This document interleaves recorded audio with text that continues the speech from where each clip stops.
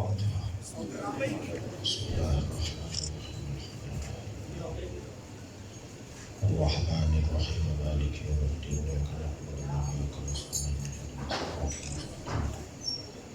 صراط الذین انعمت علیہم غیر المغضوب علیہم۔ اعوذ باللہ من الشیطان الرجیم، بسم اللہ الرحمن الرحیم۔ الحمد للہ الذی لا یبلغ مدحضہ القائلون ولا یحصی نعماءہ العادون ولا یعدی حقہ المجتہدون، الذی لیس لصفتہ حد محدود ولا نعت موجود ولا وقت معدود ولا اجل ممدود، فطر الخلائق بقدرته ونشر الرياح برحمته، الصلاة والسلام على الرسول المسدد المصطفى العمجد المحمود الأحمد، سيدنا ومولانا ومولى الكونين جد الحسن والحسين عاني أبا القاسم محمد،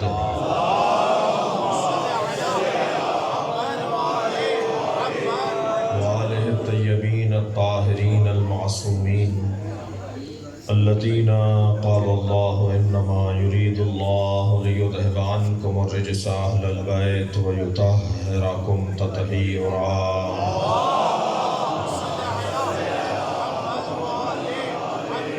ولعنة الله على أعدائهم أجمعين من يوم عداوتهم إلى قيام يوم الدين، أما بعد، قال الحكيم في قرآن الكريم، بسم الله الرحمن الرحيم، فمن حاجك فيه من بعد ما جاءك من العلم فقل تعالوا ندعو أبناءنا وأبناءكم ونساءنا ونساءكم وأنفسنا وأنفسكم ثم نبتهل فنجعل لعنة الله على الكاذبين۔ صلوات۔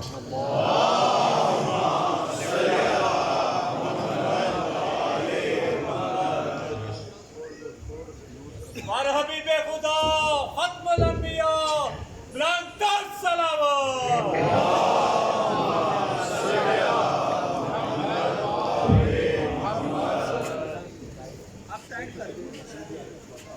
نعرہ تکبیر،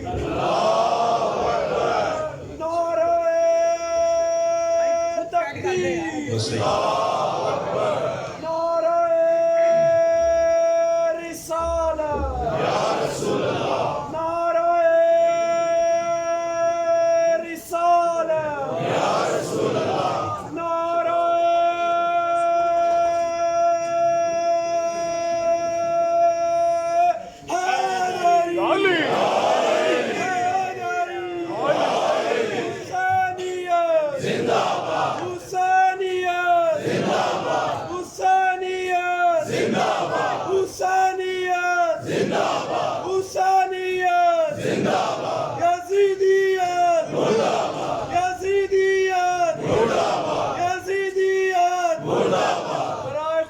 امام زمانہ بلند تر صلوات۔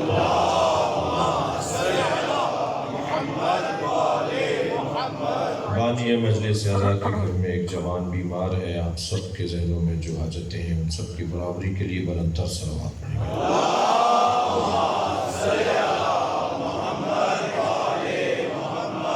سورہ مبارکہ آل عمران اور آیت کا نشان ہے 61ویں آیت ہے۔ اللہ اپنے اس کلام میں ایک خانوادے کا ذکر کر رہا ہے، اللہ ایک انجمن نور کا ذکر کر رہا ہے، اللہ پیغمبر کی گھرانے کی بات کر رہا ہے۔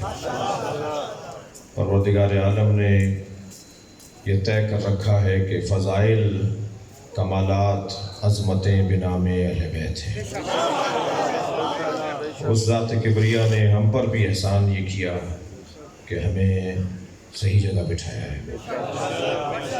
ہمارے ماں باپ کا ہم پر احسان، ہمارے آباء و اجداد کا ہم پہ کرم، हमारे असातिज़ा और दोस्तों का हम पर करम फरमाई और मेहरबानी, माहौल ने हमें बहुत कुछ अता किया है। लिहाजा जो जो सबब है हमें इस दरवाज़े से आशना करने का, उन तमाम सबबों की अज़मत और उनकी तौफ़ीक़ात में दुआ के लिए एक निरंतर सलवात।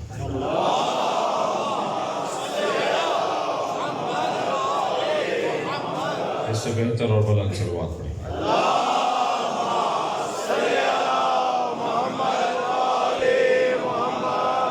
इरशाद हज़रत हदीयत हो रहा है, वक्त मेरे पास थोड़ा तंग हो गया है और उसका सबब यह है कि हमें कहीं और भी हाज़िर होना है और ये हमारे दोस्तों को पता था।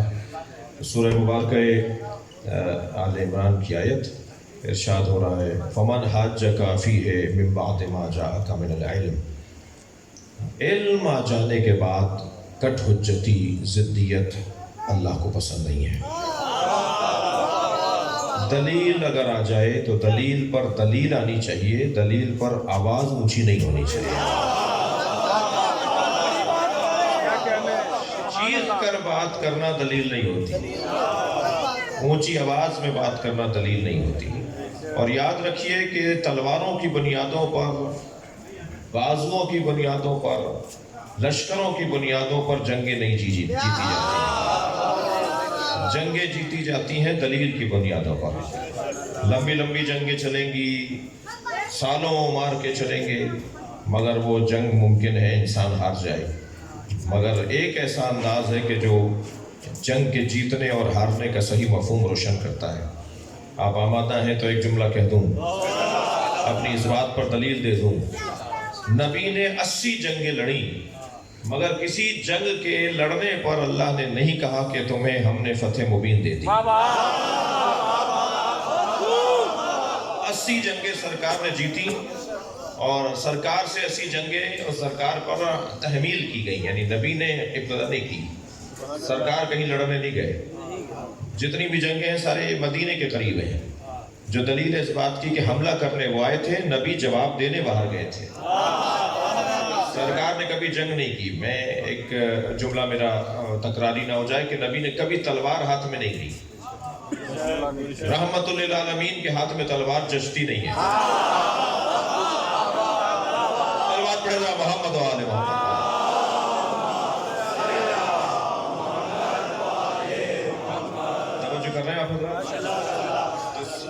80 जंगें सरकार ने जीती हैं, सराया गज़वात मिलाकर 80 जंगें सरकार की साथ दुश्मन का मुकाबला हुआ, मगर कहीं अल्लाह ने नहीं कहा खैबर जैसी जंग, खंदक जैसी जंग और बद्र जैसी जंग, मुश्किल तरीन जंगें सरकार ने लड़ी और सरकार ने जीती। ये तो कमाल व अज़मत मुस्तफ़ा है कि जंग अली जीतता है, नाम मुस्तफ़ा का है।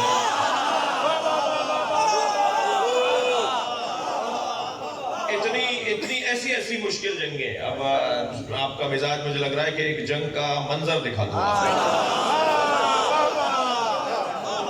जो जंगें हजरत ने लड़ी और जिन जंगों में हजरत ने मैदान में उतरे और आपने वो सारी जंगें, खास तौर पे जंग बदर पहली जंग, और इस जंग के अंदर मौला अली की उम्र 20 साल की थी और 20 साल का जवान नबी के लश्कर का परचमदार, नबी के लश्कर का परचमदार 20 साल का जवान। तो पहला पैगाम तो यही ये देता हुआ गुजर जाऊं कि खबरदार ये ना देखना कि जवान है या बच्चा, ये देखना काबिल है या नहीं। काबिलियत मयार। तो मेरे मौला नबी ने मौला अली के हाथ में तलवार 20 साल की उम्र में दी। तो दुश्मन ने पहले तो ये प्रोपेगेंडा करना शुरू किया कि जवान है, बच्चा है, कमसिन है जी। तो मौला ने जब मैदान में उतरे मौला, और आपने 3 परचमदारों को वहां मारा। अब ऐसा मजमून आ गया है कि थोड़ी सी बात हो जानी चाहिए। मौला से किसी ने पूछा, या अली जब आप मैदान में उतरते हैं तो आपके पेश नजर क्या होता है? तो फरमान लगे, सरदारों को मारता हूं। सिपाही तो गरीब है, उन्हें मारकर क्या करना। सलावत पढ़ेंगे मोहम्मद व आले मोहम्मद।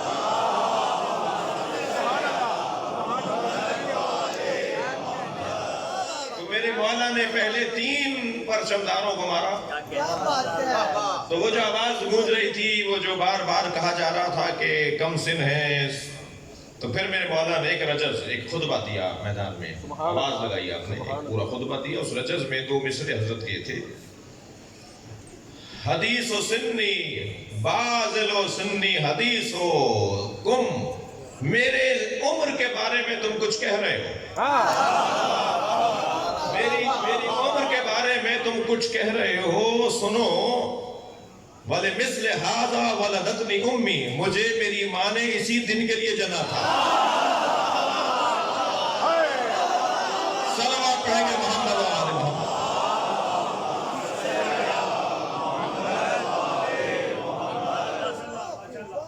سرکار کو یہ تو جنگ بدر میں بڑا مولا اس جنگ کو جیت کر آئے.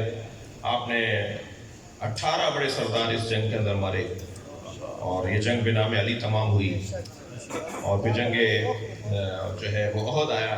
احد کے میدان میں جو کچھ ہوا وہ تاریخ کا عجیب داستان ہے. اور یہ بات بھی کہتا ہوا گزروں کہ جنگ احد میں جن لوگوں نے میدان چھوڑ دیا اور میدان چھوڑ کر بھاگ گئے، تو وہ بھاگنے کی داستان کو ہمیں پڑھنا چاہیے تاکہ ہم بھاگنے والوں میں سے نہ ہوں.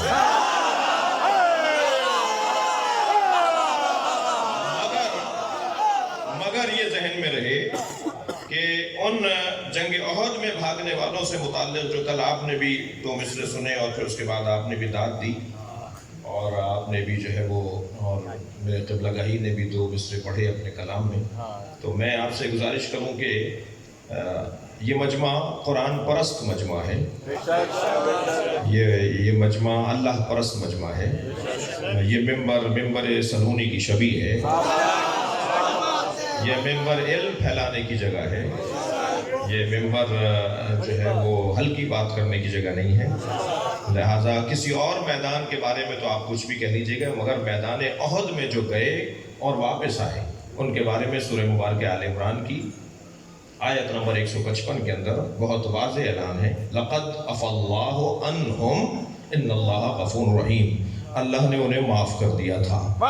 تو اللہ جسے معاف کر دے امت کو اس پہ بات نہیں کرنی چاہیے. لہٰذا صحابہ کرام کی توہین، امہات المؤمنین کی توہین، خلفائے ثلاثہ کی توہین کرنا شرعاً حرام ہے. یہ صرف نعرہ نہیں لگانا، عمل کر کے بھی دکھانا ہے، اس میں پریکٹس کرنی ہے. صلوات پڑھیں گے محمد و آل محمد.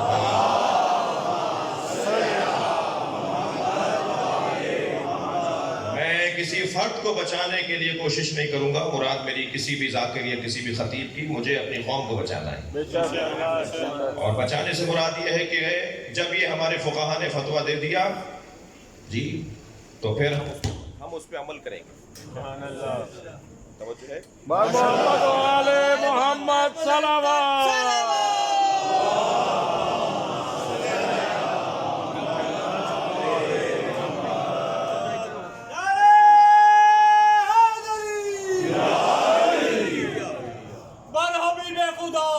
ختم الانبیاء بلندر صلوات.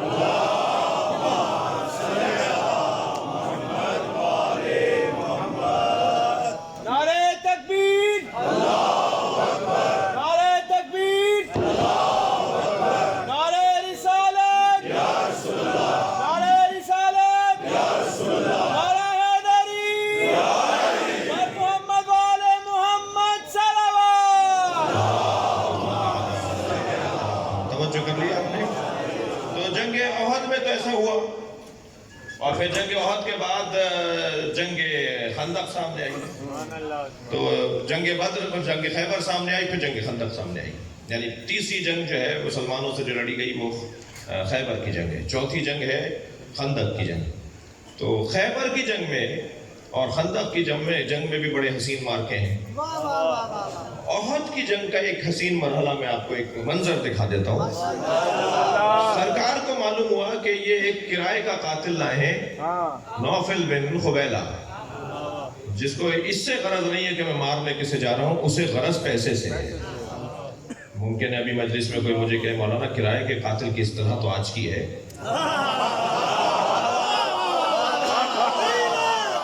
یہ کرائے کے قاتل کی اصطلاح تو آج کی ہے، مزاج پرانا ہے.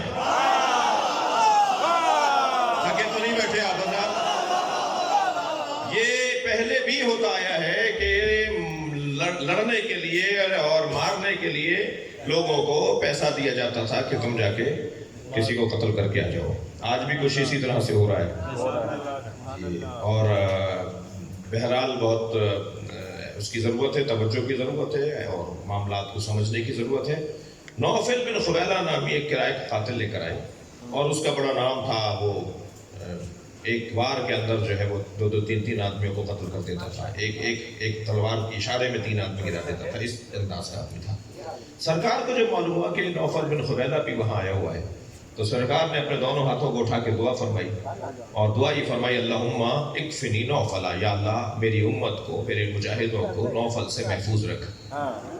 یہ آواز دعا کی مولا علی نے سن لی.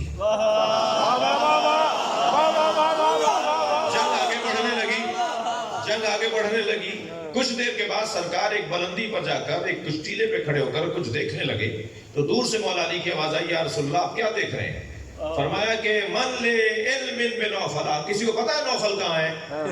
تو مولا نے وہاں سے آواز دے کر کہا یا رسول اللہ میں نے اسی وقت مار دیا.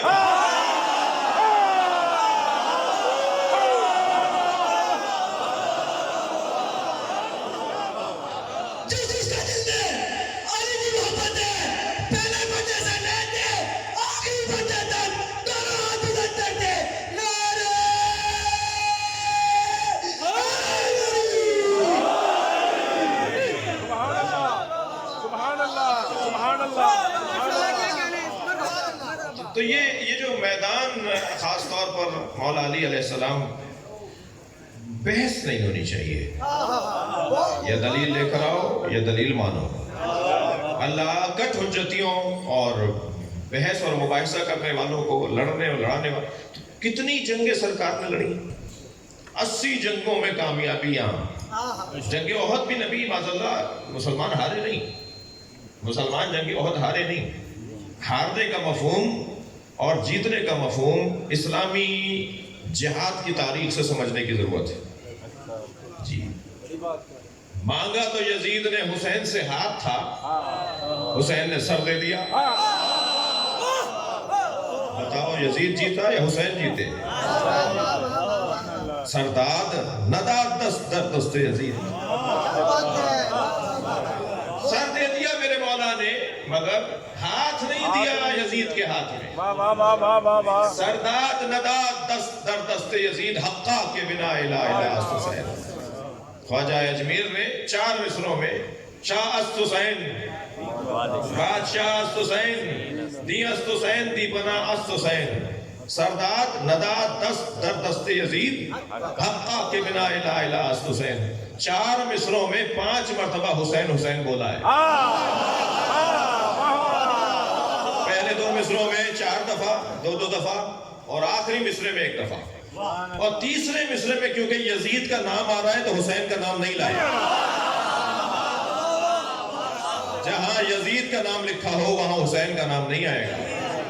برابری بنتی نہیں ہے، ساتھ رکھنا بنتا ہی نہیں ہے. تو یہ جو پیغام ہے کہ سر دے دیا میرے بات، کون جیتا کون ہارا، یہ مفہوم اگر تاریخ اسلام کو پڑھا جائے اور مجاہدوں کی تاریخ کو پڑھا جائے، صحابہ کرام کی تاریخ کو پڑھا جائے تو بڑا حسین منظر ہمیں نظر آتا ہے. جملہ عرض کر رہا ہوں، 80 کامیاب جنگیں سرکار نے لڑی مگر کسی جنگ کے جیتنے پر اللہ نے نہیں کہا کہ ہم نے تمہیں فتح مبین دے دی. جب تلواریں رکھوا کر کہا نا قلم چلاؤ تو کہا یہ ہے انا فتحنا لک فتحا مبینا. یہ جو تم نے برداشت کا مظاہرہ کیا یہی سب سے بڑی فتح ہے. سب سے بڑی کامیابی تحمل مزاجی اور برداشت ہے. جتنا چاہوں گا کہ اس سال واپس چلے جائیں. پہلے تو کہا محمد رسول اللہ کاٹو، ہم محمد رسول اللہ مانتے ہی نہیں ہیں. کہا کیا لکھیں؟ کہا لکھو محمد ابن عبداللہ. سرکار نے فرمایا یا علی لکھ دو. محمد رسول اللہ کاٹ کر محمد ابن عبداللہ لکھ دو. پھر پہلی شرط یہ ہے کہ واپس چلے جائیں. حضرت نے فرمایا لکھو کہ ہم اس سال واپس جا رہے ہیں. آئندہ سال آئیں گے. سرکار نے فرمایا لکھو آئندہ سال آئیں گے. اتنے آدمی لے کر آئیں گے. سرکار نے فرمایا علی لکھو اتنے آدمی لے کر آئیں گے. ہمارا آدمی اگر اس دوران میں آپ کے پاس آ جائے تو اسے واپس کرنا پڑے گا. حضرت نے فرمایا علی لکھو ان کا آدمی ہمارے پاس آ گیا تو ہم اسے واپس کریں گے. آپ کا آدمی ہمارے پاس آئے گا ہم واپس نہیں کریں گے. سرکار نے فرمایا لکھو علی ہمارا آدمی ان کے پاس جائے تو یہ واپس نہ کریں. بھائی 1400 سال کے بعد سمجھ میں نہیں آ رہا تو اس وقت کے لوگوں کو شک کرنا تھا نا. ساری باتیں انہی کی مان رہے ہیں. شک ہوا نا اس زمانہ نکلو. اور ایک صاحب نے تو اتنا کہہ دیا کہ جتنا آج شک ہوا ہے پہلے کبھی شک نہیں ہوا. تو یہ ساری باتیں سرکار نے ان کی مان لی اور مولا سے کہتے جا رہے ہیں یہ بھی لکھ دو جو وہ کہہ رہے ہیں لکھ دو جو وہ کہہ رہے ہیں لکھ دو. جی شک کر رہے ہیں. بھائی پیغمبر اکرم کی حکمت اور مصلحت پر بھی تو غور کرو.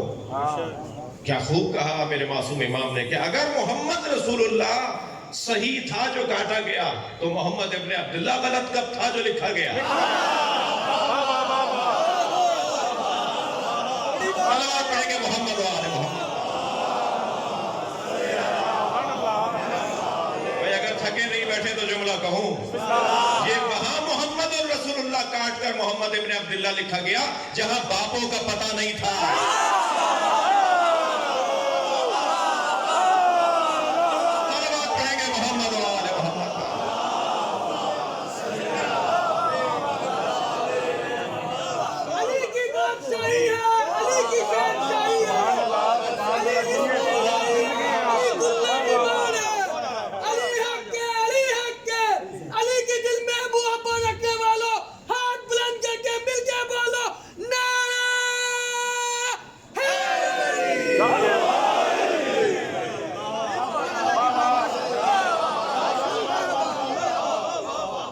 فرمایا اس سال واپس چلے جاؤ.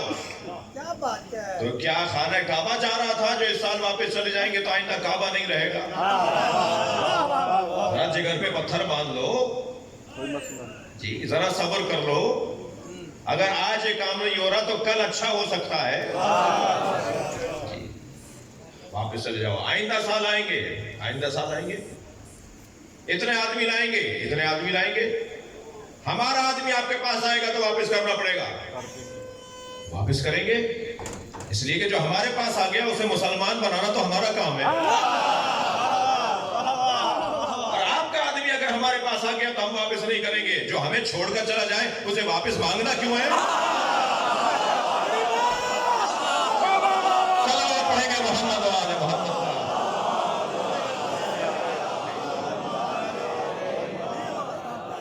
فتح مکہ نہیں صلح حدیبیہ. برداشت اور تحمل مزاجی میرے عزیزوں میرے جوانوں کیونکہ مجلس کے اختتام پہ علم کی زیارت ہوگی.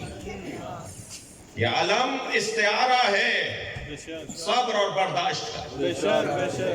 یہ علم استعارہ ہے اشارہ ہے تحمل مزاجی کا. یہ علم اس مرد کی نشانی ہے جس نے اپنے آپ کی نفی کر کے خود کو ابو الفضل بنا دیا. جس نے تمام کمالات اور فضائل کا ابو الفضل مالک اور بالا اور صاحب بنا دیا. بیٹے کا نام فضل تھا یہی بات صحیح نہیں ہے بلکہ فضائل کے جس کے ہاں شدت سے فضائل ہوں اسے کہا جائے گا ابو الفضل. شدت سے جہاں فضائل ہو جہاں فضائل کا مجموعہ ہو جہاں فضائل کا مرکز ہو اسے کہا جائے گا ابو الفضل. فضائل 5 ہیں. تھکے تو نہیں. فضائل 5 ہیں. پہلا فضیلت کا عنوان علم ہے. جس کے پاس علم نہیں ہے وہ صاحب فضل نہیں ہے. دوسرا فضیلت کا عنوان شجاعت بہادری.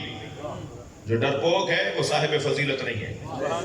وہ کچھ بھی ہوگا حیثیت نہیں ہے اس کی جو ڈرپوک ہے. شجاعت. تیسری فضیلت کا عنوان سخاوت. جو کنجوس ہے اس کی کوئی حیثیت نہیں ہے. چوتھا عنوان فضیلت غیرت. جو بے غیرت ہے. کھینچ کے اس لیے بولا کہ آپ کو برا نہ لگ جائے. جو بے غیرت ہے وہ صاحب فضیلت نہیں ہے. اس کی کوئی حیثیت نہیں ہے. بے غیرت ہے. میرا دل کر رہا ہے ذرا غیرت کی تعریف ہو جائے. غیرت کی تعریف یہ ہے کہ غیر کو تصور میں لا کر اسے اپنے اندر جگہ نہ بنانا دیا جائے. پہلے غیر کو تصور میں لایا جائے, غیر کو تصور میں لا کر اسے جگہ نہ بنانے دی جائے, اسے غیرت کہا جاتا ہے. تو پہلے تو طے کیا جائے گا کہ غیر کون ہے. میں پنجابی بولتا ہوں, وہ سندھی بولتے ہیں تو غیر ہے. میں پنجاب میں رہتا ہوں, وہ سندھ میں رہتے ہیں تو غیر ہے. میں اگر عجم ہوں اور وہ عرب ہے تو غیر ہے. میں اگر شیعہ ہوں تو وہ سنی ہے, غیر ہے. تو غیر کسے کہتے ہیں؟ جی, غیر کا مفہوم کیا ہے؟ غیر کہتے کسے؟ میں مولا علی سے مدد مانگتا ہوں, کیا غیر خدا سے مانگتا ہوں؟ بڑی بات, بڑی بات. بھائی تھوڑا سا گردن ہلا دیجیے, بات کر رہی. میرا تو یہی اسٹائل ہے بات کرنے کا. صلوات پڑھیں ذرا محمد و آل محمد.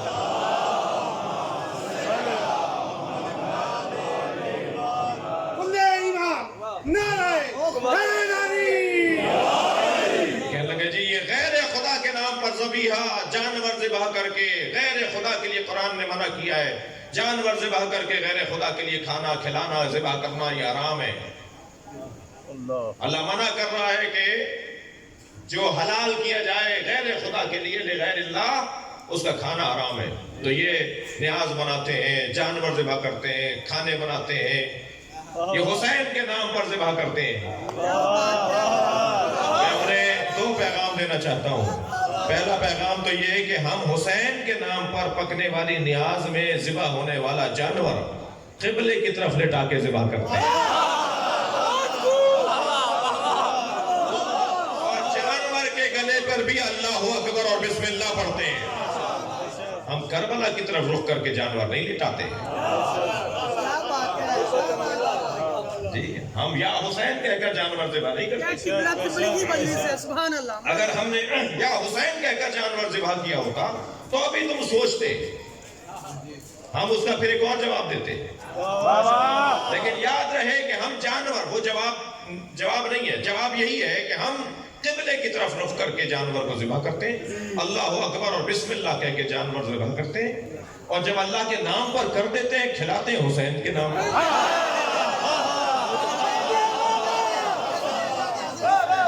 وہ کتنا اچھا جملہ فقیر بولتا ہے, نظر اللہ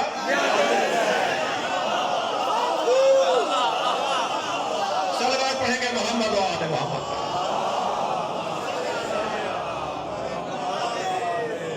میرے ساتھ نعرہ مارنے اور آپ کی آواز تجب کر جانی چاہیے.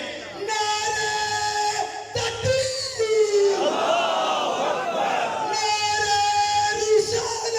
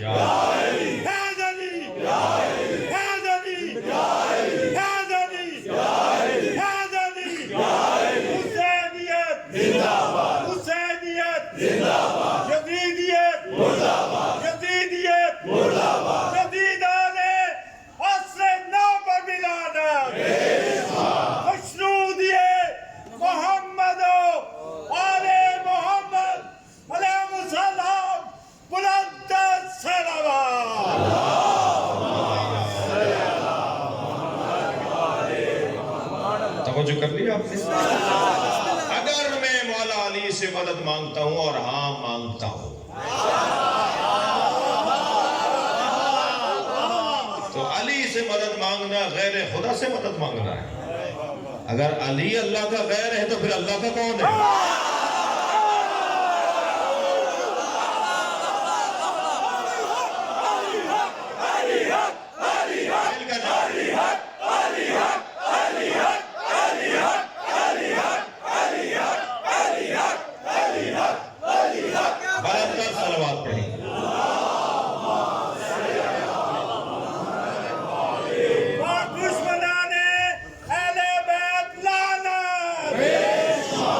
توجہ کر لی آپ نے؟ عزیزان گرامی، بات دلیل سے ہو، میرے مولا علی علیہ السلام کے ہاتھ میں کاغذ و قلم تھا، فرمایا ایسے لکھو، اور مولا علی نے ایسا لکھ دیا۔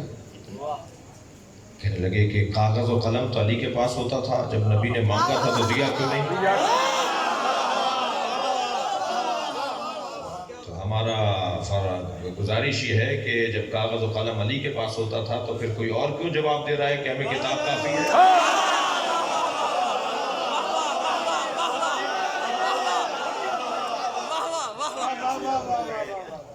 اچھا، پھر جب آپ کی حکومت آ گئی تو آپ نے فتح کیوں نہیں لے لیا؟ جب آپ کی حکومت آ گئی تو جو تفسیر قرآن لکھی تھی وہ کیوں نہیں پیش کر دی؟ جب آپ کی حکومت آ گئی تو آپ نے وہ کام جو آپ کو کرنے تھے اور آپ سے نہیں کرنے دیے گئے تو آپ نے خود کیوں نہیں کر لیے؟ تو ایک جملہ کہہ کے آگے بڑھوں گا، علی اس حاکم اسلام کو کہا جاتا ہے جو اپنے اختیار اپنے مفاد کے لیے استعمال نہیں کرتا۔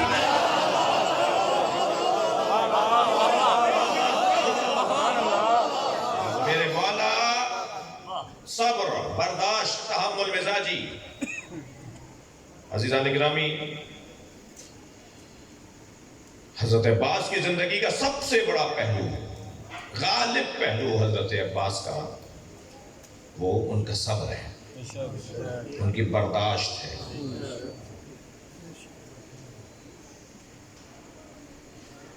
اور فضائل کے باب میں تو اتنا وسیع باب ہے کہ آپ کے القاب پر جتنا غور کیا جائے اتنا معرفت میں اضافہ ہوگا۔ آپ کے القاب میں ایک لقب ابو القربہ، قربہ کہتے ہیں عربی میں مشک کو، مشک والا قربہ، ابو القربہ مشک والا، جس کا کام ہی پانی پلانا، جس کا کام پانی پلانا۔ دنیا میں سبیلیں جو لگتی ہیں نا وہ بنام عباس ہیں، مگر ہم سبیل پہ لکھتے ہیں سبیل حسین۔ کیوں سبیل حسین لکھتے ہیں؟ کام تو مولا عباس کا تھا۔ سبیل حسین اس لیے لکھتے ہیں کہ کربلا میں سب سے زیادہ پیاسے حسین تھے، تو اب جو اللہ کی خاطر پیاسا مارا گیا اس کے نام پر پوری دنیا میں سبیل لگی۔ ابو القربہ مولا عباس کا لقب مشک والا، پانی والا۔ 2-3 سال کا سن ہے، کم سنی کا عالم ہے۔ مولا حسین نے حضرت قمبر سے پانی مانگا، قمبر پانی پلا دو۔ قمبر اٹھ کر گئے، مگر کیا منظر دیکھا کہ عباس ان سے پہلے دوڑے اور ظرف کو اٹھا کر مولا حسین کی طرف بڑھے کہ پانی میں پہلے پلا دوں۔ اور جب لا رہے تھے تو پانی چھلک کر آپ کے ہاتھوں پر آیا۔ مولا علی نے اس منظر کو دیکھ کر ہاتھوں کا بوسہ دیا، فرمایا آج تم پانی پلا سکے ہو، مگر پانی کی خاطر ایک وقت آئے گا تمہارے دونوں بازو کاٹے جائیں گے۔ اجرکم اللہ۔ برداشت، تحمل مزاجی۔ حضرت عباس کے فضائل بھی مصائب ہیں۔ میرے مولا 36 سال تک کربلا کا انتظار کرتے رہے۔ پیر چلنا سیکھا تو گرتے اٹھتے آواز دی جاتی تھی، عباس تمہیں کربلا کے لیے مانگا ہے۔ جناب ام البنین جب گود میں اٹھا کر پیار کرتی تھی فرماتی تھی عباس تمہارے بابا نے تمہیں اللہ سے مانگا ہے کربلا کے لیے۔ جب کبھی بصرے میں، مکے میں، مدینے میں آپ نے تلوار کسی مرحلے پر کھینچی تو آواز آتی تھی عباس یہ مسئلہ ہے، کربلا نہیں۔ خاص طور پر جب مولا حسن کے جنازے پہ تیر لگے تو میں نے مقتل میں دیکھا حضرت عباس نے تلوار کھینچ لی تھی تو ایک مرتبہ پشت پر مولا حسین کا ہاتھ آیا اور ہاتھ رکھتے کے ساتھ ہی فرمایا عباس تلوار رکھ دو، یہ مدینہ ہے کربلا نہیں ہے، تم نے کربلا کے لیے مانگا ہے۔ مولا عباس نے تلوار رکھ دی۔ برداشت دیکھیے، جب کربلا میں پہنچے ہیں 2 محرم کو تو نہر کے کنارے مولا نے تو زمین خریدی، مولا نے پیسے دے کر زمین خریدی اور پھر زمین انہی لوگوں کو واپس کر دی 3 شرطوں کے ساتھ۔ پہلی شرط تو یہ لگائی کہ دیکھو اس زمین پر کاشت نہ کرنا، زمین کربلا میں نے تم سے خریدی ہے، خرید کر تمہیں کو واپس کر رہا ہوں، مگر 3 شرطوں کے ساتھ اس زمین پر رہنا۔ پہلی شرط تو یہ کہ یہاں کاشت نہ کرنا۔ آپ کی آنکھوں میں آنسو ہیں، اگر حل چلے گا تو کہیں کسی شہید کا بدن، کہیں کوئی بے حرمتی نہ ہو جائے۔ اجرکم اللہ، ادب مانے ہوتا ہے بعض جملوں کو مکمل کرنے میں۔ دوسری شرط میرے مولا نے یہ لگائی، خبردار اگر ہماری قبر پر کوئی دیدار اور زیارت کے لیے آئے تو اسے 3 دن مہمان رکھنا۔ آپ نے دیکھا ہے عراقی پکڑ پکڑ کے گھر لے جاتے ہیں، کہتے ہیں 1 کھجور کا دانہ کھا لو تاکہ ہمارا یہاں رہنا حلال ہو جائے۔ ہم نے حسین سے وعدہ کیا تھا ہمارے اجداد نے، اجرکم اللہ، اجرکم اللہ۔ تیسری شرط امام نے یہ لگائی کہ جب یہ ہمیں مار کر چلے جائیں تو تم آ کر ہمیں دفنا دینا، اور اگر تمہیں تکلف ہو رہا ہو یا خوف ہو رہا ہو تو پھر اپنی عورتوں سے کہنا، اللہ رے مظلومیت، اللہ رے غربت حسین، اپنی عورتوں سے کہنا کہ وہ آ کر ہمیں دفنا دیں، اور اگر وہ بھی نہ آ سکے تو بچوں سے کہنا کھیلتے ہوئے آئیں اور چند مشت مٹی اٹھا کر ہماری لاشوں کو چھپا دیں، دفنا دیں۔ میرے مولا نے یہ زمین ان کے حوالے کی، اور پھر نہر اس زمین سے بہتی تھی تو مولا عباس ذمہ دار تھے اور چمدار تھے، آپ نے نہر پر خیمے لگوائے۔ 4 محرم کو شمر کا لشکر آیا تو اس نے پہلی بات یہ کی کہ یہ حسین کے خیمے ترائی سے نہر کے کنارے سے ہٹائے جائیں۔ کہا جی خرید لی، حسین نے زمین خرید لی ہے، کہا نہیں ہم نہ لگنے نہیں دیں گے، خیموں کو ہٹایا جائے۔ اب خیمے ہٹانے کے لیے لشکر لے کے چلا، مولا عباس کو معلوم ہوا یہ خیمے ہٹانے آ رہا ہے تو حضرت نے تلوار سے ایک زمین پر خط بنایا اور اکیلے کھڑے ہو کر کہنے لگے جسے کسی میں جرأت ہے تو اسے پھاند کر دکھائے۔ تلوار ہاتھ میں لیے ہوئے اکیلے کھڑے ہیں، ادھر لشکر آ رہا ہے، تو میں نہیں پتا میں کربلا کے لیے مانگا گیا تھا، میں آج بتاتا ہوں تمہیں کہ عباس کسے کہتے ہیں۔ جناب امام حسین نے جب جناب عباس کے یہ تیور دیکھے نا تو بی بی زینب کے خیمے میں چلے گئے اور جناب زینب سے کہا زینب عباس کو بلا۔ جناب فضہ باہر گئیں، آقا زادے تو میں چھوٹی شہزادی زینب بلا دیں، کبھی بھی جا کر آقا زادی سے کہیے کچھ ہی لمحے میں خوشخبری لے کر آ رہا ہوں۔ جناب فضہ گئیں اور پلٹ کر آئیں اور کہا اے شہزادے، اے عباس تمہیں زینب بلا رہی ہیں اور کہہ رہی ہیں کہ آتے ہو یا میں آ جاؤں۔ بس تلوار نیام میں رکھی، خیمے میں آئے، کیا دیکھا برابر میں امام حسین کھڑے ہیں۔ آواز دے کر کہا مولا خیمے ہٹا دوں؟ امام حسین نے گردن سے اشارہ فرمایا ہاں۔ عباس خیمے ہٹا دو، مولا نے خیمے ہٹا دیے۔ پھر 7 محرم کو آ کر کہا مولا میں حملہ کروں؟ فرمایا میں پہل نہیں کرنی۔ عزادارو جب 9 محرم کو پہل ہو گئی تو لقن صاحب لکھتے ہیں کہ گھوڑا دوڑائے ہوئے اتنی خوشی کی کیفیت میں چہرے پر بشاشت تھی، جناب امام حسین کے خیمے کے قریب کھڑے ہو کر اذن دخول مانگا، اندر جا کے کہا مولا آپ کہتے تھے پہل وہ کریں گے، انہوں نے پہل کر دی، اب جواب دوں؟ فرمایا عباس اپنی تلوار مجھے دو، عباس جاؤ 1 رات کی مہلت لے کر آؤ، ان سے کہو کہ جنگ عاشور کے دن کریں۔ میں کہوں گا مولا حسین سے مولا جناب علی اکبر کو بھیج دیا ہوتا، جناب اون محمد کو، جناب اوسجا کو، جناب حبیب کو، جناب مسلم کو، کسی کو بھیج دیا ہوتا، مسلم ابن اوسجا کو۔ زہیر خیل اتنی شوذب آبیس اتنی عظیم شخصیتیں ہیں، ان میں سے کسی کو بھیج دیا ہوتا کہ جا کے 1 رات کی مہلت لے کر آؤ، مگر عجب نہیں مولا حسین کا جواب آئے کہ پھر عباس باب الحوائج کیسے بنے گا؟ برابر کا روزہ ہے مولا عباس کا مولا حسین کی طرح۔ آج جب آپ کربلا جاتے ہیں تو برابر کا روزہ ہے مولا عباس اور مولا حسین کا۔ یہ عظمت ایسے ہی نہیں مل گئی، کہا جاؤ 1 رات کی مہلت لے کر آؤ۔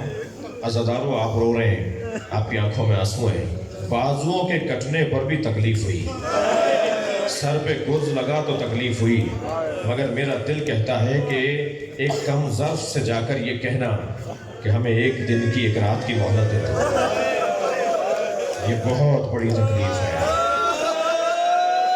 کہتا ہے کہ میں مشورہ کر کے بتاؤں گا۔ مولا عباس کھڑے ہیں اور یہ مشورہ کر رہا ہے۔ تو بصرے کا ایک سردار تھا جس کا نام ابن جمو تھا، وہ کہتا ہے اے پسر سعد، اگر ترک اور دیلم کے غلام بھی یہ کہتے نا جو حسین نے کہا ہے، ترک اور دیلم کے غلام سستے ترین غلام ہوتے تھے، ہر شخص خرید سکتا تھا، بہت آسانی سے مل جاتے تھے، ان میں خاص صلاحیت نہیں ہوتی تھی۔ تو کہنے لگا اگر ترک اور دیلم کے غلام بھی کہتے نا کہ ہمیں ایک دن بعد مارو، ہمیں آج نہیں مارو ہمیں کل مارنا، تو ہمیں ان کی بات بھی ماننا چاہیے تھی۔ یہ زہرا کا لال ہے، یہ نبی کا نواسہ ہے، جنگ کو ایک دن آگے بڑھا دو۔ تو پسر سعد نے باہر آ کے کہا ہے عباس علی، جنگ ہم نے ایک دن آگے بڑھا دی۔ سنیں گے عزادارو، ابھی مولا پلٹ کر گئے ہیں اور مولا حسین کو بتایا ہے کہ جنگ اب عاشور کے دن ہوگی۔ اسی اسنا میں خبر آئی کہ شیور آیا ہے عباس سے ملنے۔ میرے مولا خیمے میں مولا حسین کے پاس قریب آ کے آواز لگاتا ہے مجھے عباس سے بات کرنی ہے۔ میرے مولا حسین نے حضرت عباس کی طرف دیکھا تو فرمایا مولا اس شخص سے میں بات نہیں کروں گا۔ حضرت نے فرمایا کہ اگر کافر و مشرک بھی ہو تو بات کرو، جاؤ جا کے بات کرو۔ مولا عباس باہر آئے، آواز دے کر کہا کیا چاہتا ہے؟ کہا میں تمہارے لیے نامہ لے کر آیا ہوں یزید سے، میں تمہارے لیے لکھوا کر لے آیا ہوں کہ عباس کو قتل نہ کیا جائے، تم میری طرف آ جاؤ تو میں نہیں مارا جائے گا۔ جملہ کہا تیرے خط پر بھی لعنت، تیرے یزید پر بھی لعنت، تجھ پہ بھی لعنت۔ وہ زندگی کیا ہے جو حسین کے بغیر؟ اللہ اکبر۔ مولا عباس اور صبر۔ عاشور کا دن نمودار ہو گیا، لشکر پہ لشکر جا رہا ہے، شہیدوں پہ شہید پلٹ کر آ رہے ہیں، جنازوں پہ جنازے اٹھائے جا رہے ہیں۔ کئی مرتبہ آ کر کہا مولا مجھے اجازت ہے؟ مولا فرماتے تھے تم ہمارے لشکر کے سالار ہو۔ جب سب شہید ہو گئے نا تو فرمانے لگے مولا مجھے اجازت ہے؟ تو مولا نے فرمایا تم ہمارے لشکر کے سالار ہو۔ تو علامہ مجلسی لکھتے ہیں کہ دائیں اور یمین اور یسار دیکھا کہ مولا وہ لشکر کہاں ہے؟ اجرکم اللہ، مولا وہ لشکر کہاں ہے جس کا میں سالار ہوں؟ پھر آ کر کہا مولا مجھے مرنے کی اجازت ہے؟ یہ ابھی بات کی تھی کہ سکینہ خیمے سے باہر آئی، ایک مشکیزہ ہاتھ میں لیا ہوا ہے اور بابا کا دامن پکڑ کر کہا بابا میرا بھائی علی اصغر مر جائے گا، کچھ پانی کی سبیل کر دیجئے۔ میرے مولا نے مشکیزہ عباس کو دیا، عباس جاؤ جا کر پانی لے کر آؤ۔ مولا گئے ہیں ترائی کی طرف، نہر کے اوپر قبضہ ہے، قبضہ چھڑوایا ہے، مشکیزہ بھرا ہے، چلوں میں پانی لیا ہے اور پورے مجمع کو دکھا کر کہ میں پانی پی سکتا ہوں واپس نہر پر پھینک کر بتایا کہ مگر میرا حسین پیاسا ہے۔ یہ وفا مولا عباس کی، اور مشکیزہ بھر کے چلے عزاداروں۔ اور جیسے ہی آگے بڑھنے لگے تو عمر سعد نے آواز لگائی اگر پانی خیموں میں چلا گیا تو جنگ مشکل پڑ جائے گی، یہ تو ابھی پیاسے ہیں جو ہم سے سنبھل نہیں رہے، اگر انہوں نے پانی پی لیا تو ہم سے جنگ مشکل پڑ جائے گی، خبردار پانی خیموں میں نہ جانے پائے۔ تو سنیں گے حکیم ابن طفیل نامی لعنتی نے مولا عباس کا ایک بازو کاٹ دیا، مولا نے مشکیزہ دوسرے ہاتھ میں لے کر کہا تم میرا دوسرا ہاتھ بھی کاٹ دو مگر میں حسین کی حمایت سے باز نہیں آؤں گا۔ اور پھر ایک اور وار ہوا، دوسرا ہاتھ بھی بریدہ ہو گیا۔ پھر مولا نے اپنے دانتوں میں مشکیزے کو ایسے پکڑا جیسے کوئی شیر اپنا شکار لے کر آ رہا، اور آگے بڑھتے جا رہے ہیں اور اپنے آپ سے کہہ رہے ہیں خبردار تمہارے ہاتھوں سے خون تو عباس بہ رہا ہے مگر ہمت رکھو خیمے تک جانا ہے۔ ایک سنسناتا ہوا تیر آیا جو مشکیزے میں آ کے لگا، پانی بہنے لگا تو عباس کی آنکھ بھی بہنے لگی۔ گھوڑے سے کہا اے راہوار اب میں اس قابل نہیں ہوں کہ خیمے کی طرف جاؤں۔ ایک مرتبہ گھوڑا مڑا تو سر پر گرز آ کر لگا، عباس گھوڑے سے زمین کی طرف آئے۔ جناب ام البنین فرماتی ہے جب میرے عباس کے مصائب پڑھا کرو تو یہ ضرور بتایا کرو کہ اگر کوئی بلندی سے زمین پر گرے اور اس کے بازو نہ ہو تو کیسے؟ اجرکم اللہ، اجرکم اللہ۔ میرے مولا نے آواز دی مولا میرا سلام آخر۔ مولا عباس کے آواز پر حسین چلے مگر یہ کہہ کر چلے میری کمر ٹوٹ گئی، عباس اب تمہارے جانے سے میری کمر ٹوٹ گئی۔ اور جب لاشے پر پہنچے ہیں تو عجیب منظر ہے، عزادارو آپ رو رہے ہیں، آپ کی آنکھوں میں آنسو ہیں۔ حضرت عباس کی شہادت میں 4 امتیاز ہیں جو کسی اور کی شہادت میں نہیں ہے۔ ایک امتیاز تو یہ ہے کہ دونوں بازو میرے مولا نے کٹوا دیے، دوسرا امتیاز یہ ہے کہ آنکھ میں تیر لگا ہے، تیسرا امتیاز یہ ہے کہ سر پہ گرز لگا ہے، چوتھا امتیاز یہ ہے کہ لاشا خیمے نہیں آیا ہے، لاشا واحد لاشا ہے جو حسین چھوڑ کر آئے، باقی سارے لاشیں لے کر آئے میرے مولا۔ یہ چاروں امتیازوں کے بارے میں سنیں گے میرے رونے والے میرے عزادار ساتھی؟ جو بازو کٹوا دی ہے نا وہ اس لیے کہ میں نے ان ہاتھوں سے پانی کو ہاتھ لگایا، میں ان ہاتھوں کو ہی کٹوا دوں گا جنہیں پانی کی تراوٹ محسوس ہوئی۔ آنکھ میں تیر اس لیے لگا کہ ان آنکھوں سے حسن کے جنازے پہ تیر لگتا دیکھا، سر پہ گرز اس لیے قبول کیا کہ میں نے بابا کے سر پہ تلوار لگتی دیکھی، اور عزاداروں لاشا اس لیے خیمے نہ جانے دیا، مولا میرا لاشا خیمے نہ لے جائیے گا، میرا لاشا یہیں چھوڑ دیجئے گا، میرا لاشا خیمے نہ لے جائیے گا۔ کیوں؟ اس لیے کہ کل اگر سکینہ نے کہا کہ سب کے لاشے تو آئے میرے بابا کا لاشا نہیں آیا، تو کم سے کم سکینہ کو سہارا ہو